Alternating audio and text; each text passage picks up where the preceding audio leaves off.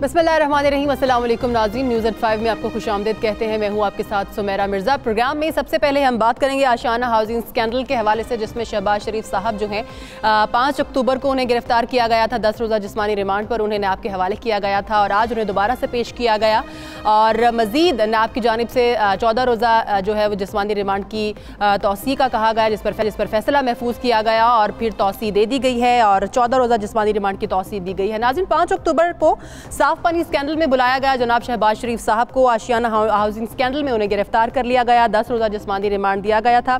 आज की अगर हम कार्रवाई की बात करें तो आज उन्हें अदालत में दोबारा पेश किया गया, जहां नैब प्रोसिक्यूटर ने दलाइल देते हुए ये कहा कि इंक्वायरी में मियां शहबाज शरीफ साहब जो हैं वो तफ्तीशी टीम के साथ ताउन नहीं कर रहे हैं, कानून के दायरे में तफ्तीश कर रहे हैं। मजीद रिमांड दिया जाए, फिर फैसला महफूज हुआ और फिर जैसा कि मैंने पहले बात की कि मजीद 14 रोज़ा जिस्मानी रिमांड देकर नैब लाहौर ऑफिस मुंतकिल कर दिया गया। तमाम तर मामले पर बात करने के लिए राजा आसफ हमारे साथ मौजूद है, साबिक प्रोसिक्यूटर नैब है। आप सर, आपके वक्त का बहुत शुक्रिया। सर फरमाइएगा, बकौल मियां शहबाज शरीफ साहब इन 10 दिनों में से 3 दिन तो उनके पास कोई टीम ही नहीं आई इन्वेस्टिगेशन करने के लिए या तफ्तीश करने के लिए। वो कहते हैं कि जो मैंने पूछा वो बताया, जबकि टीम कहती है कि ताउन नहीं किया गया। सर, अब मजीद 14 रोज़ा जिस्मानी रिमांड दे दिया गया। अब इन 14 दिनों में तफ्तीश का तरीक़ाकार क्या होगा? पिछले 10 दिनों में जो तफ्तीश की गई वो होगा या फिर कुछ नया तरीका इस्तेमाल किया जाएगा? देखिए सुमेरा, ये जो तफ्तीश होती है इसके मराहिल होते हैं। एक चेन से दूसरे चेन की तरफ बढ़ा जाता है। एक सवाल का जवाब आने पे उसके साथ दूसरा सवाल आ जाता है कि अगर आप ये कह रहे हैं तो इसका जवाब दीजिए। तो अगर अब ये फैसला जो है एहतसाब अदालत ने करना था कि आया तफ्तीश में प्रोग्रेस हुई या नहीं, क्योंकि लास्ट टाइम जब इन्हें रिमांड दिया गया था तो जज साहब ने 10 रोज का दे दिया था, 14 की इनकी रिक्वेस्ट थी। तो उन्होंने कहा था आप 10 रोज बाद आइए और कोर्ट को बताएं कि आपने क्या तफ्तीश की। तो आज जब अदालत में उन्होंने बताया कि जनाब हमने ये तफ्तीश की और ये शायद कोऑपरेट भी नहीं कर रहे, कम कर रहे हैं, जो हम पूछते हैं वो बता नहीं पा रहे या कुछ विदहोल्ड कर रहे हैं, तो ऐसी सिचुएशन में उन्होंने 14 रोज का और रिमांड दिया। और जहां तक मुझे लग रहा है ये खाली आशियाना इकबाल की तफ्तीश नहीं हो रही, क्योंकि इनके खिलाफ और भी बहुत सी इंक्वायरीज हैं और इन्वेस्टिगेशन हैं, तो उसमें भी इनसे पूछगिछ लाजमी। तो सर, ऐसे हो सकता है कि आशियाना में उनको गिरफ्तार किया गया है और बाकी जो उनके ऊपर केसेस हैं उनको लेकर फिर इसी मद में उनकी इंक्वायरी हो जाए?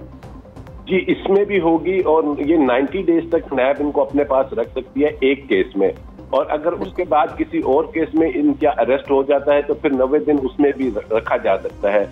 तो मुझे लगता है कि ये अभी तफ्तीश का जो अमल है और जो दायरा कार है ये वसी होगा और इतनी जल्दी इनका जुडिशल नहीं भेजा जाएगा। नैब अपने ही कस्टडी में इनको रखेगी बराए तफ्तीश, क्योंकि अगर आप इस पैटर्न को देखिए, जो वो है आहत चीमा है और फवाद हसन फवाद, वो काफी अरसे से नैब की कस्टडी में है इन्हीं केसेस की बाबत, और ये वो केसेस हैं कि जो 1, 2, 3, 4, 56 कंपनीज हैं, तो इसमें टाइम तो लगेगा दौरान तफ्तीश।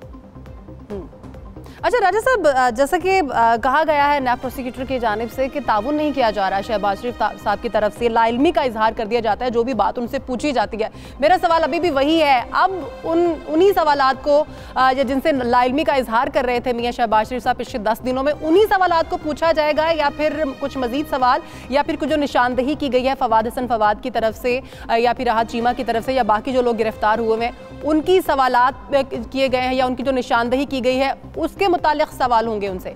देखिए, वो सवालात भी होंगे जिनमें उनसे पूछा जा रहा है, और अगर वो कहते हैं कि एक सिंपल सा सवाल उनसे पूछा जा रहा है कि जी क्या आपके इल्म में था कि ये जो कंपनी है कैसा बेला और जो पैरागॉन है इससे साद रफीक का ताल्लुक था, तो अगर वो कह देंगे मुझे नहीं मालूम, तो इससे जाहिर होता है कि वो तावन वाकई ही नहीं करे, उनके इल्म में है और यही वो मनपसंद कंपनी थी जिसको ये ठेका अवार्ड किया गया था। तो ये चीजें अगर वो क्लियरली बता देंगे, तफ्तीश के साथ अपने कोऑपरेट करेंगे कि हाँ जी ठीक है ये इनको दिया गया था और ये क्वालिफाई करते थे नहीं करते थे, ग्रेड सी कैटेगरी के ये थे ठेकेदारान और इनकी फर्म्स की जोन सी थी, इतने अरबों कम इनको नहीं दिया जा सकता था। लेकिन अगर वो सिंपली कह देंगे मुझे नहीं इल्म, तो फिर ये जो उनका रिमांड है ये मजीद बढ़ता जाएगा, क्योंकि अदालत देखेगी। अब इसमें आप देखेंगे कि अगर तो कुछ अरसे बाद आज ख्वाजा साद रफीक और उसके भाई को भी बुलाया गया था और उनको 24 तारीख तक जमानत है, अगर उनकी जमानत कंफर्म नहीं होती है लाहौर हाई कोर्ट से, तो वो भी अगर अरेस्ट होते हैं तो फिर ये तफ्तीश मजीद बढ़ जाएगी, क्योंकि फिर वो आके जो बातें करेंगे तो वो कंफ्रंट की जाएंगी मियां शहबाज शरीफ साहब से, कंसल्ट की जाएंगी और उनको कंपेयर भी किया जाएगा। बिल्कुल सर, आप साथ ही रहिएगा। आरिफ हमीद भट्टी साहब ने भी हमें ज्वाइन कर लिया है। भट्टी साहब, अभी राजा आमिर अब्बास साहब से बात हो रही थी इसी मौजू पर, तो वो ये कह रहे हैं कि मुश्किलात अब कम नहीं होने वाली हैं।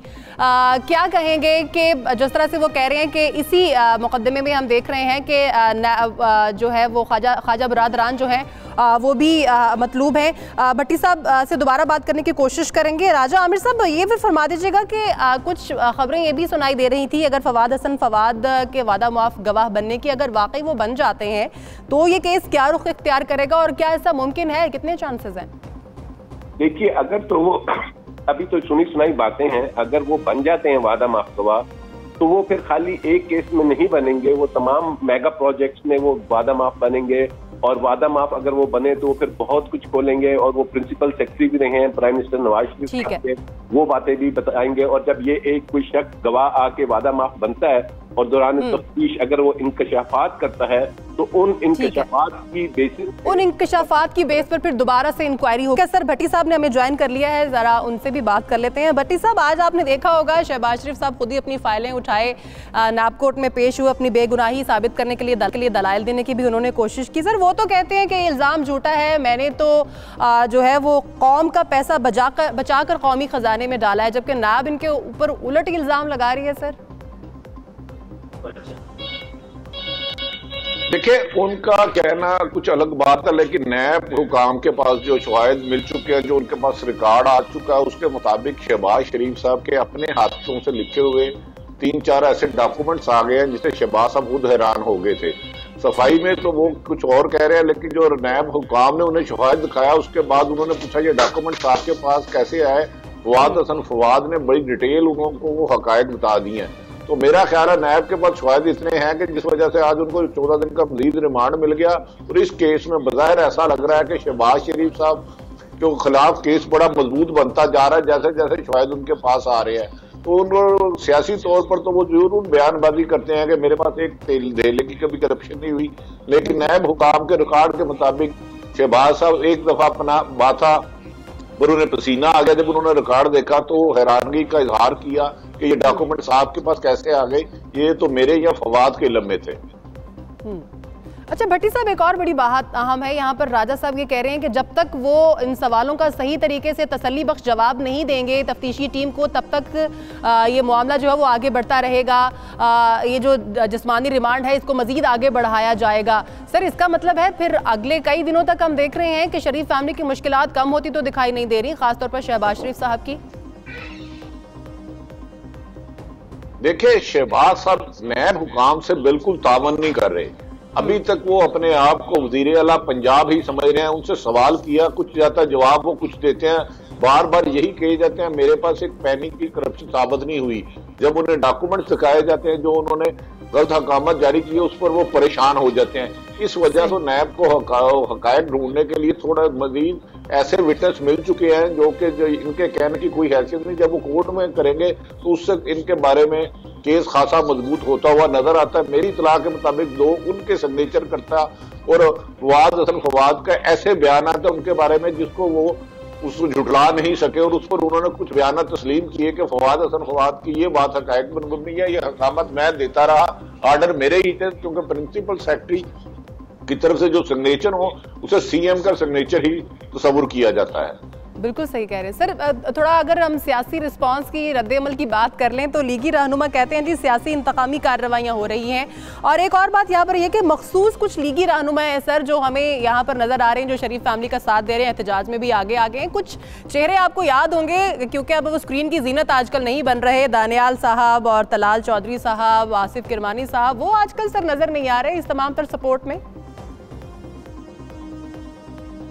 देखिए, मुस्लिम लीग बज़ाहिर जो मेरी इंफॉर्मेशन और रिलायबल सोर्सेज का कहना है इसका 3 हिस्सों में तकसीम हो चुकी है। एक शहबाज शरीफ साहब का ग्रुप, एक नवाज शरीफ साहब का ग्रुप और एक तीसरा और बरादरी इज़्म पे एक ग्रुप बन चुका है। उनका कहना है कि मियां नवाज शरीफ 10 साल तक रहे और उन्होंने अरकान असम्बली को इग्नोर करते रहे, उनके काम नहीं करते रहे, सिर्फ अपने और अपने चंद साथियों खानदान के काम करते रहे। इस वजह से लीडरशिप आप देख रही हैं जो नवाज शरीफ को रिसीव करने जाती थी वो शहबाज शरीफ साहब के लिए नहीं जा रहे। और इतनी इनका ख्याल था कि जब ये आएंगे तो हजारों 20-25 हज़ार लोग आएंगे, लेकिन वो भी सैकड़ों में आ रहे हैं, जिसकी वजह से शरीफ फैमिली में सख्त परेशानी की जा रही है, का जाहिर किया जा रहा है कि आइंदा हालात में उनके खिलाफ जो सबूत आ रहे हैं शायद वो स्ट्रीट पावर पब्लिक उनके लिए बाहर ना निकले, उसकी आपस की घेराबंदी और इस वजह से इन्हें मुश्किलात पेश आ रही है। यानी तमाम हालात को अगर हम सामने रखें तो ये लग रहा है कि आइंदा आने वाले दिनों में शहरी की मुश्किलात कम होने की बजाय मजीद बढ़ेंगी। बहुत शुक्रिया आरिफ हमीद भट्टी साहब, राजा आमिर अब्बास साहब, आप दोनों का बहुत शुक्रिया। नाज़रीन, अगली स्टोरी भावलपुर से है, जहां पर स्पीडो बस सर्विस जो है वो बंद हो गई है। गुज़िश्ता 5 महीने से इसके फंड्स मुहैया नहीं किए गए हैं, जिसकी वजह से लोगों को मुश्किलात का सामना करना पड़ रहा है। अदम अदायगी की वजह से ये सर्विस बंद हो गई है। इसी पर मजीद बात करेंगे तमाम मामले पर। सर्विस इफ्तिखार हमारे रिपोर्टर भावलपुर से हमारे साथ मौजूद हैं। इसके अलावा आमिर साहब हैं, चेयरमैन BDA हैं, वो हमारे साथ मौजूद हैं। आप दोनों का बहुत शुक्रिया। सर्विस, आप बताइएगा पहले कि ये आखिर वजह क्या है, पिछले 5 महीने से अदायगियाँ क्यों रुक गई हैं? तलबा क्या एहतजाज करते हैं, लोग जो रोज इसके ऊपर सफर करते थे वो क्या एहतजाज करते हैं और इसकी अदायगियों का तरीक़ाकार क्या है?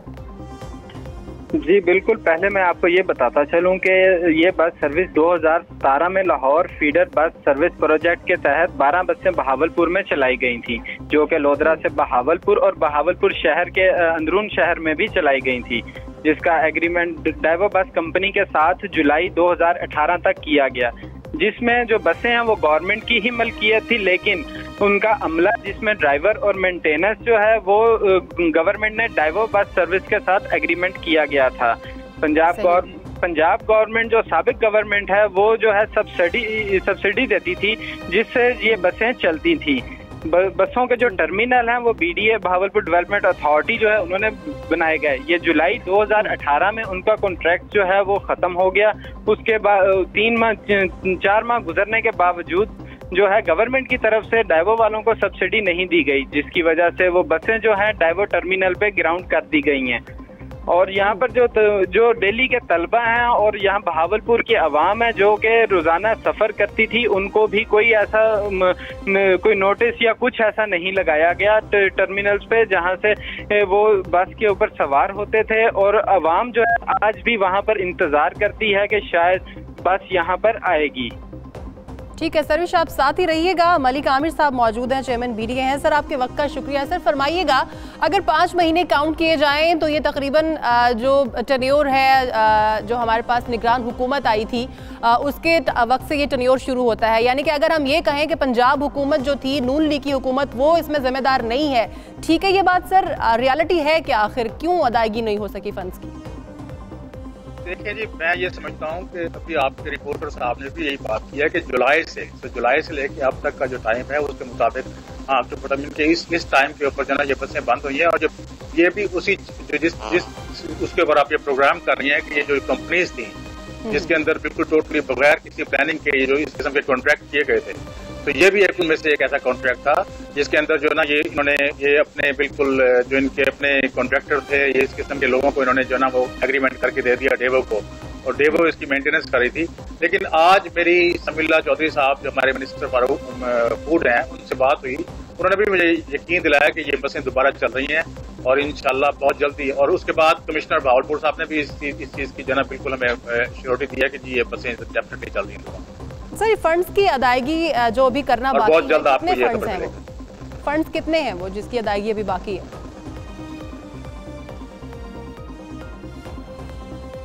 ठीक है सर, आपकी जानिब दोबारा से आती हूँ। सरोज, आप बताइएगा कि अगर हम खास तौर पर इस बस के रूट की बात करें तो ये लोधरा शहर से इस्लामिक यूनिवर्सिटी के बगदाद अल जदीद कैंपस तक डायरेक्ट जाती थी, तो ज़्यादा मुस्तफ़ीद जो थे वो स्टूडेंट्स हो रहे थे वहाँ पर। अब स्टूडेंट्स का क्या कहना है?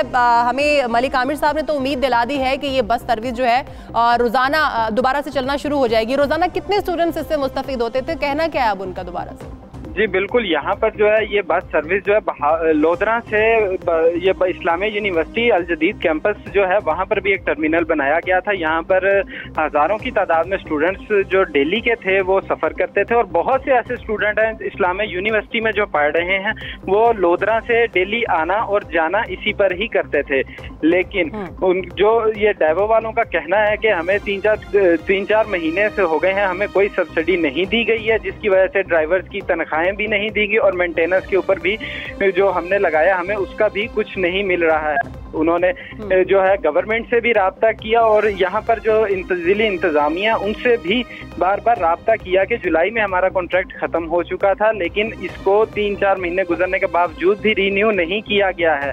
लेकिन इसके ऊपर अभी तक गवर्नमेंट ऑफ पंजाब की जानिब से कोई भी ऐसा लेटर नहीं आया है कि इन बसों को दोबारा फाल किया जाएगा या इन बसों को। ठीक है सरोज, लेकिन मलिक आमिर साहब कह रहे हैं कि कुछ ही दिनों में ये बसें दोबारा चलना शुरू हो जाएंगी। मलिक आमिर साहब, आपसे ये पूछना चाहूंगी, कितने फंड्स की अदायगियां हैं जो भी बाकी हैं, जिसके अदायगी के बाद ये बसें जो है वो दोबारा से चलना शुरू हो जाएंगी, जो ग्राउंड कर दी गई हैं? ऐसा है कि मैं आपको एक बात बताऊं कि ये जो बेसिकली जो हम लोगों का कोई काम नहीं था इसके साथ, ये सेक्रेटरी जो आपके जो ट्रांसपोर्ट है वो इसका पूरी तरह से आपको जवाब दे सकेंगे। हम लोगों ने तो सिर्फ उनके टर्मिनल्स बनाए थे और उन टर्मिनल्स को हमने पूरा यानी कि बना के वो उनके हवाले कर दिए थे। ऐसा जो आप बसों की यानी कि बजट और उसके बारे में बात कर रही हैं, तो आई थिंक तो मैं वो राइट पर्सन नहीं हूँ उस बारे में कि जो मैं आपको ये बता सकूँ कि उसका कितना बजट था और कितनी उसकी एलोकेशन होनी थी। लेकिन मुझे आज क्योंकि मिनिस्टर साहब ने समीला चौधरी साहब ने ये कंफर्म किया है कि ये बसें क्योंकि लोगों की सहूलत के लिए थी, तो इंशाल्लाह इनको दोबारा हम लोग चला देंगे। क्योंकि ये भी एक वो कंपनी थी जो कंपनी पहले जिन कंपनियों की इन्वेस्टिगेशन हो रही है ऑलरेडी पहले, ये भी उनमें से एक कंपनी है। ठीक है, बहुत शुक्रिया मलिक आमिर साहब, आपने दिया है। और सरोज, आप हमारे साथ मौजूद थे, आपका भी बहुत शुक्रिया। नाज़रीन, अगली स्टोरी हैदराबाद से शामिल करते हैं, जहां पर सफाई इंफ्रास्ट्रक्चर, इसके अलावा वहां पर गंदगी बहुत है, पानी के मसाइल बहुत ज़्यादा है, सीवरेज सिस्टम ठीक नहीं है, ड्रेनेज सिस्टम जो है वो ठीक नहीं है। वजह इसकी क्या है? क्योंकि सिंध का ये दूसरा बड़ा शहर है जहां गंदगी और गलाजत के ढेर हैं। जिस गली को भी मुड़ा जाए वहाँ पर भी हम देखते हैं कि गंदगी और गलाजत के बहुत बड़े बड़े ढेर हैं, जिसकी वजह से ताफुन फैलता है, बीमारियाँ बढ़ती हैं और ज़ेरे ज़मीन पानी जो है वो भी उसकी वजह से आलूदा हो रहा है। हमारे ब्यूरो चीफ हैं हैदराबाद से अमान साहब हमारे साथ मौजूद हैं, उनसे भी बात करेंगे। साबिर कायम खानी साहब हैदराबाद से हमारे साथ MNA हैं MQM के, उनसे भी बात करेंगे। आप दोनों को वेलकम करती हूँ। उम्मीद रहमान साहब, आप बताइएगा वजह क्या है? हैदराबाद सिंध का दूसरा बड़ा शहर है, यहाँ पर हम देखते हैं कि MQM की शुरू से पेनिट्रेशन रही है। क्या वहाँ पर भी वही मसाइल हैं जो हमें कराची में देखने में आते हैं कि कोई भी हुकूमत जो है वो ऑन नहीं करती है, जैसे कराची को कोई ऑन नहीं करता है?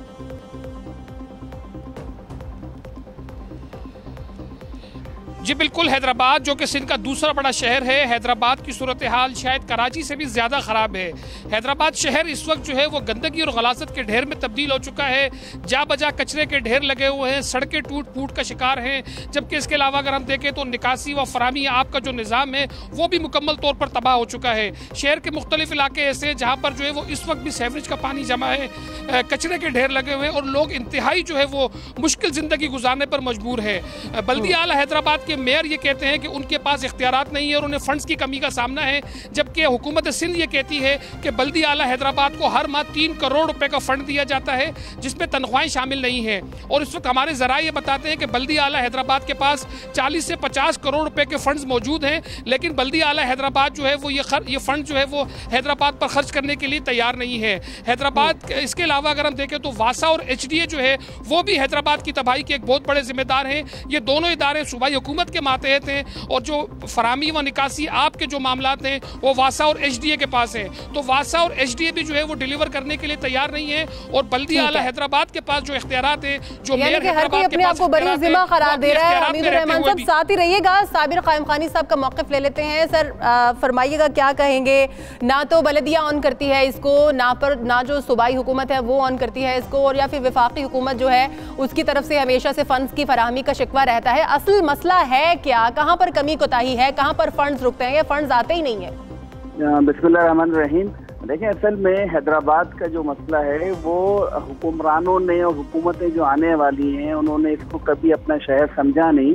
जो इदारे हैं उनमें सियासत होती रही, इदारों को जो यहाँ के मुंतखब नुमाइंदे हैं उनकी कोई नुमाइंदगी नहीं है। जैसे अभी आपके नुमाइंदे ने भी बताया कि हैदराबाद में जो सीवरेज के मसाइल हैं और साफ पानी की फराहमी के मसाइल हैं वो सिंध हुकूमत से मुंसलिक है और सिंध हुकूमत के 2 इदारे, एक वासा और एक एचडी उसको देखता है, लेकिन जो इनकी गवर्निंग बॉडी है, इनके ऑफिसर्स हैं, यहाँ कुल वक्ती वासा का कोई एमडी नहीं लगता। हर महीने 2 महीने में एमडी तब्दील कर दिया जाता है। एचडीए का डीजी जो है, जिसको ये काम है कि वो बैठ के हैदराबाद की डेवलपमेंट के हवाले से स्कीमें बनाए, उसमें कुछ नहीं होता। कितनी अच्छी बात है, सिंध गवर्नमेंट के 340 अरब के इतने बड़े बजट में, तरक्याती बजट में हैदराबाद के लिए 1 अरब की कोई स्कीम नहीं है। ये वो रवैया है जो ये साबित करता है कि शहरियों को ना सिर्फ ये कि मुश्किलात में डाला जा रहा है, बल्कि आहिस्ता आहिस्ता शहर को खंडरार में तब्दील किया जा रहा है।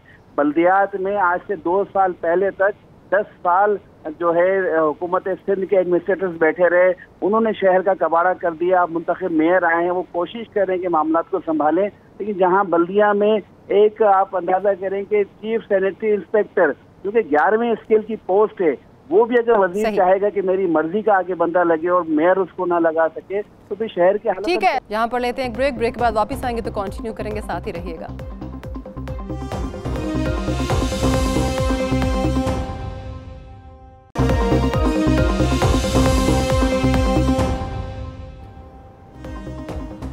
ब्रेक के बाद खुशामदीद नाज़रीन। मुआशरे का एक और अफसोसनाक पहलू जिस पर हम अपने इस प्रोग्राम में गाहे बगाहे जो है वो रोशनी डालते रहते हैं, वो है कि गैरत के नाम पर सैकड़ों लोगों को कत्ल कर दिया जाता है। ख़ासतौर पर ख़वातीन की अगर बात की जाए तो उन्हें कत्ल कर दिया जाता है। अगर आज के रोज़ की, एक दिन की अगर हम बात करें तो आज के दिन 7 ख़वातीन को गैरत के नाम पर कत्ल कर दिया गया है और 5 कत्ल तो नसीराबाद में ही हुए हैं। अगर इस पर कानून की हम बात करें तो इस तरह के वाक़यात मीडिया में रिकॉर्ड होते हैं, फिर मुकदमात दर्ज होते हैं, लेकिन फिर भी ज़्यादातर मुकदमात में या तो जल्दी रिहा हो जाते हैं क्योंकि ख़ानदानी लोग होते हैं उनको मारने वाले, कत्ल करने वाले, और पंचायतों में ये मामला जो है वो सुलझा दिया जाता है। हम अपने नुमाइंदगान से बात करेंगे कि वहाँ पर सूरत हाल क्या है, गैरत पर नाम पर कत्ल करने में जो है वो कौन कौन से शहरों में क्या क्या तादाद है। माहर मोहम्मद यामीन हमारे साथ मौजूद है मेलसी से, इसके अलावा मुस्लिम है गुजरांवाला से, विहाड़ी से हमारे साथ मोहम्मद आमिर मौजूद है। यामीन, आप बताइएगा मेलसी में क्या सूरत हाल है, इस शरह में इजाफा होता दिखाई दे रहा है, बताइएगा। जी बिल्कुल, गैरत के नाम पर कत्ल का अफसोसनाक वाक़या पेश आया मेलसी के नवाई इलाका मौजा सिपरा में, जहाँ पर रियाज ने अपनी बीवी मरियम बीवी और मुमताज़ सोला को गैरत के नाम पर कुल्हाड़ी पे वार करके कत्ल कर दिया है और थाना मीरापुर ने मुलजिम को गिरफ्तार कर लिया है और मकतूल मुमताज़ के भाई अलहदा की मदद में मुकदमा भी दर्ज कर दिया गया है, मगर कार्रवाई की जा रही है। जी, कार्रवाई अभी की जा रही है। गुजरांवाला से सूरत हाल मोहम्मद असलम से जान लेते हैं। मोहम्मद असलम, गुजरांवाला में क्या सूरत हाल है? जी बिल्कुल, चंद दिन कबल जो है अभी जलील टाउन का इलाका है, वहाँ वाक़या पेश आया था जिसमें जो शोर है सिर्फ एक फोन कॉल करने पर जो है शक की बिना पर उसने अपनी बीवी को कत्ल किया। इस लर्ज़ाखेज़ वाक़यात इस तरह पेश आई कि पहले उसने जब गला दबाकर अपनी बीवी को कत्ल किया तो उसके बाद उसने उसके पाँव काट दिए, उसके बाद टांगे काट दी, फिर उसके दोनों बज़ काट दिए और उसके बाद जो है उसके जो गर्दन है वो तन से जुदा करके तो उसके जो तमाम अज़ा थे उनको उन्होंने एक तोड़े में बंद कर दिया, फिर दूसरे तोड़े में उसको हाफ हाफ करके डाला। उसके बाद जब ये ले जा रहे थे नहर में फेंकने के लिए तो पुलिस को शक हुआ। पुलिस ने शक की बिना पर जब उसकी गाड़ी रोकी तो उसमें देखा कि 2 तोड़े थे, दोनों तोड़ों में जो है खतून के जो पार्ट हिस्से थे। उसके बाद फौरी तौर पर जो पुलिस है उसने उस मुलजिम को जो है रास्ते में लेकर जब उसकी तफ्तीश की तो उसके बाद उसने इंकशाफ किया कि मैं जब 10 साल कबल मेरी इसके साथ पसंद की शादी हुई थी, उसके बाद मैं बैरून मुल्क चला गया था। जब मैं बैरून मुल्क से वापस आया हूँ चंद दिन पहले तो ये किसी के साथ जो है फोन पर कॉल करती थी। ठीक है, यहाँ पर भी ऐसा ही एक खौफनाक वाकया पेश आया। आप साथ ही रहिएगा, मोहम्मद आमिर से जान लेते हैं। मोहम्मद आमिर, विहाड़ी में क्या सूरत हाल है, कौन सा वाकया आप बताएंगे जो हालिया पेश आया है गैरत के नाम पर कत्ल का? जी बिल्कुल, विहाड़ी में तो इस वक्त बिल्कुल खवातीन गैर महफूज हैं। पुलिस की कारकर्दगी कहीं पे नजर नहीं आती है और थाना मित्रू की हदूद में दकोटा के इलाके में मौजा सपरा में ये आज वाकया पेश आया है, जहां पर खामद ने अपनी बीवी को उसके मुबैना आशना के साथ जो है वो मुतनाज़ हालत में देखते हुए उसको जो कुल्हाड़ियों के वार करते हुए जो है गिरफ्तार जो है वो कत्ल कर दिया। दोनों को कत्ल कर दिया। यहाँ पर अगर देखा जाए तो रियाज कंगरा जो है वो मुलजम है जिसने अपनी वाइफ को और उसके मुबैना आशना को जो है वो कत्ल किया है। इसने जो है वो गिरफ्तारी भी दे दी है, रजाकाराना तौर पर पुलिस को गिरफ्तारी भी दे दी है, जबकि पुलिस का कहना है कि हमने मुलजिम गिरफ्तार किया। ठीक है, पुलिस जो है वो भी इस तमाम तर मामलात में बेबस नजर। समर मिनल्ला साहब हमारे साथ मौजूद है, आप सामाजिक कारकुन है। आप मामलात सुन रहे होंगे। अगर मैं अपने रोज के स्केड्यूल की बात करूं तो इस तरह के बीपर्स हम तब लेते हैं जब किसी इलाके से हमने किसी मौसम की सूरत हाल जाननी हो, जबकि कहीं एहतजाज हो रहा हो। लेकिन आज आप ये मौजू देख लीजिए और मुख्तलिफ शहरों से हमें एक ही इशू पर आज के दिन पे इस तरह से हमें आगाह किया जा रहा है। बड़ी अफसोसनाक सूरत हाल है सर। कानून बन चुका है लेकिन क्या वजह है, इसके ऊपर अमल क्यों नहीं किया जा रहा? देखिए, कवानीन तो जो पाकिस्तान में है ख़वातीन के हकूक़ के से रिलेटेड, उससे बेहतर मेरे ख्याल से कम ही कहीं किसी भी मुल्क में इतने अच्छे कवानीन होंगे। लेकिन बदकिस्मती से ख़ास तौर पे जब हम इस तरह की अमवात, इस तरह के जो कत्ल होते हैं उसको भी देखें तो जो कवानीन बन गए हैं उसके बावजूद ये हो रहा है। तो इसमें यकीनन जो सबसे बड़ी वजह है वो यही है कि एक औरत या एक लड़की की जो हमारी माशरे में एक स्टेटस है उसको थोड़ा सा समझने की ज़रूरत है। देखें, ज़्यादातर जो इस तरह के कत्ल होते हैं वो अगर रिसर्च को भी देखें तो अगर जायदाद का मसला है तो ये आराम से कह दिया जाता है कि इस औरत का किसी न किसी से ताल्लुक था।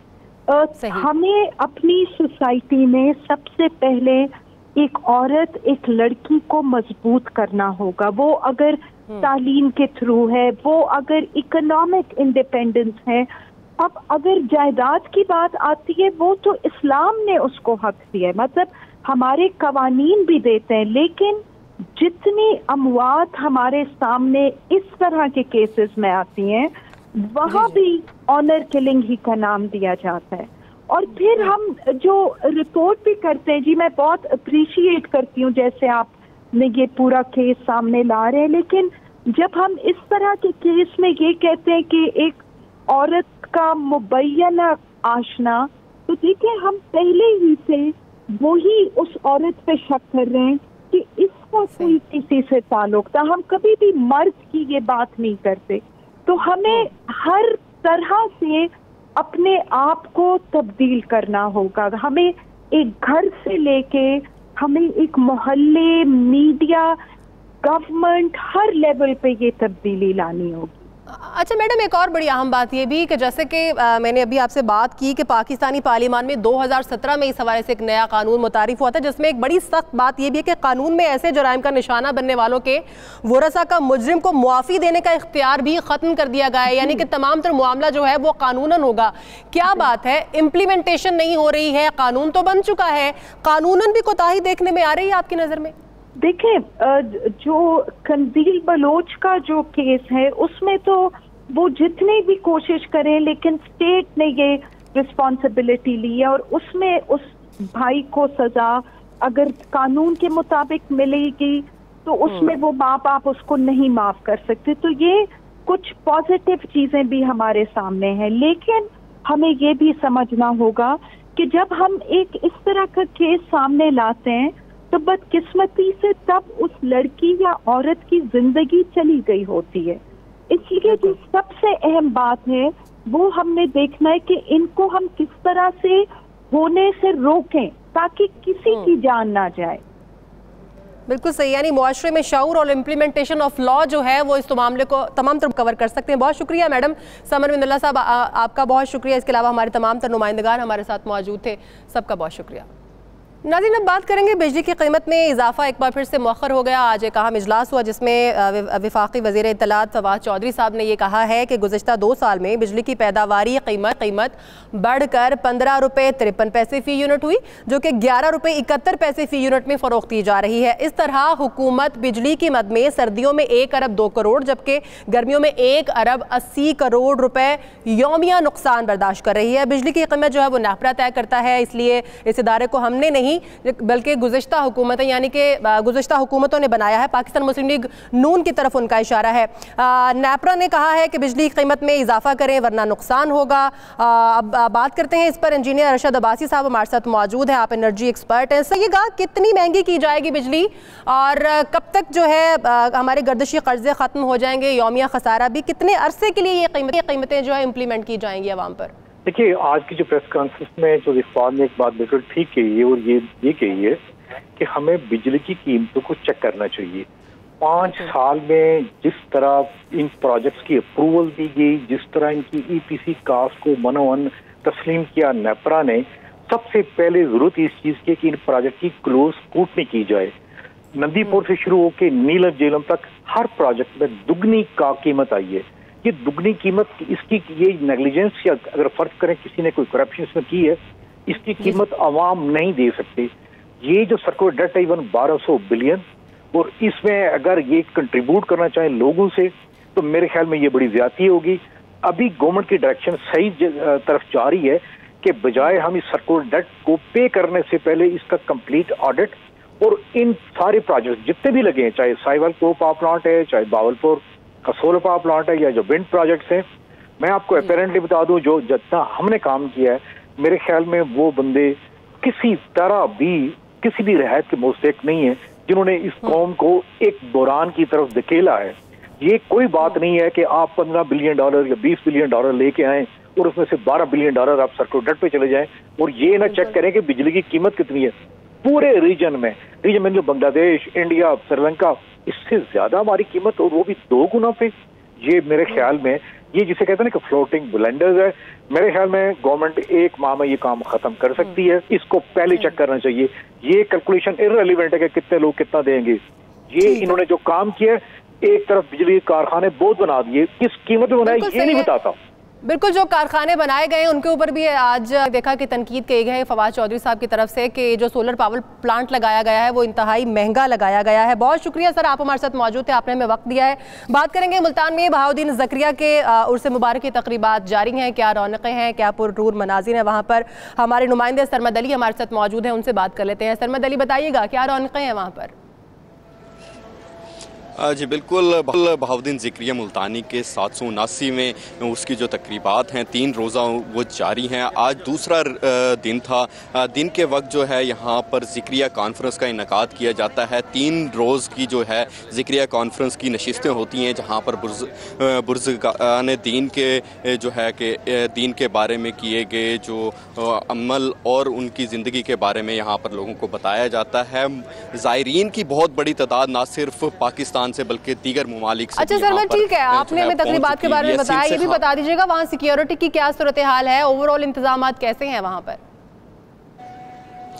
जी बिल्कुल, सिक्योरिटी की बात कर लीजिए तो सिक्योरिटी इंतहाई सख्त यहाँ पर है और वॉक थ्रू गेट्स लगाए गए हैं। किले के ऊपर दाखिली 4 रास्ते हैं जिनके ऊपर वॉक थ्रू गेट्स लगाए गए हैं, जबकि हर एक ज़ायरीन को मुकम्मल तौर पर उसकी बॉडी सर्च करने के बाद उसको जो है वो दरबार में जाने की इजाज़त दी जाती है। इसके अलावा यहाँ पर जो है वो CCTV कैमरे भी लगाए गए हैं खसूसी तौर पर, जिनकी जो है वो 24 घंटे मॉनिटरिंग का सिलसिला भी जारी रहता है, क्योंकि यहाँ पर हज़ारों की तादाद में जो ज़ायरीन आते हैं। इस वजह से सिक्योरिटी के लिए फुल प्रूफ जो इंतजामात किए गए हैं। इसके अलावा सैकड़ों की तादाद में पुलिस इंतजामात किए गए हैं। सरमद अली, अपडेट किया है, आपका बहुत शुक्रिया। नाज़रीन, आज के प्रोग्राम से इतना ही। सुमेरा मिर्जा को इजाजत दीजिए, अपना ख्याल रखिएगा, अल्लाह हाफिज़।